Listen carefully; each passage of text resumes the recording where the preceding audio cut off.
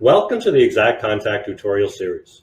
In this tutorial, we're going to show you how to set up the direct mail newsletter settings for your contacts. We will start by showing you how to set up the direct mail newsletter settings when entering a new contact. To start entering a new contact, click the Add button above the contact list to the right of the page. Start by entering the name of the contact.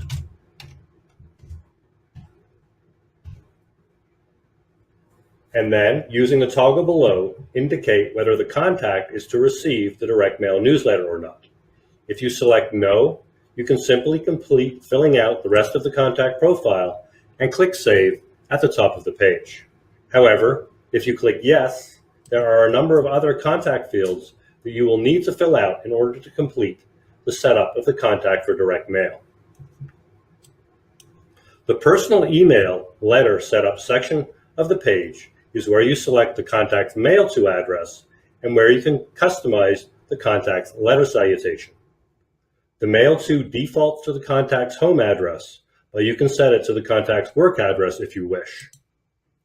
Depending on the mail to option you select, the address fields in either the home address or work details section of the page are required in order to save the contact.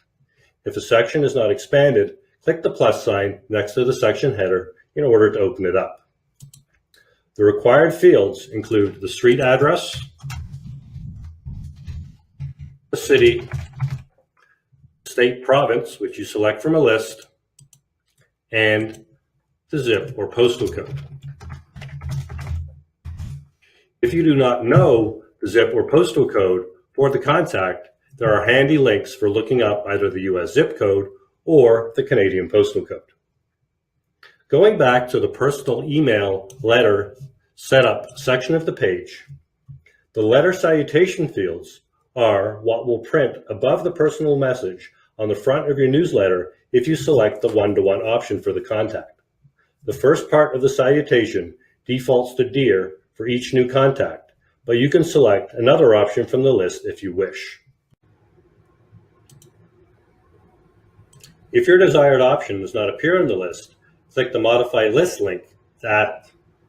Simply type the new entry in the field at the top of the pop-up and click the Add button.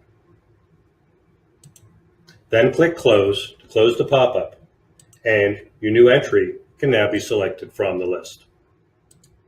The second part of the salutation is automatically filled in with the main contact first name and the spouse partner first name if entered, but you can change this if you wish.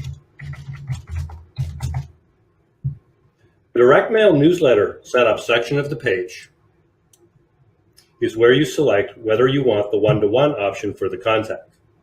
This is also where you select the appropriate copy version for the contact, which can be set to client house, client condo, prospect house, or prospect condo. Once you have made all of your selections and completed the rest of the profile, go back up to the top of the page and click Save in order to save your new contact. That covers the setup of an individual contact. We will now show you how to efficiently manage the direct mail settings for all or part of your database at one time. Start by clicking the List button above the Contacts panel, and then click the button labeled Direct Mail Newsletter Setup. By default, the system returns a list of all of your contacts. If you want to work with a subset of your database, click the New Search link at the top of the page and use the contact search functions to return the list of the contacts you want to work with. I'm going to continue to work with my whole database.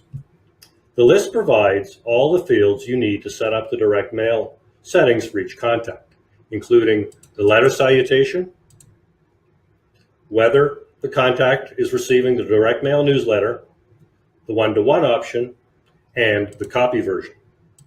You can either update each contact individually in the list, or you can use the controls at the top of the page to apply updates to multiple contacts at one time.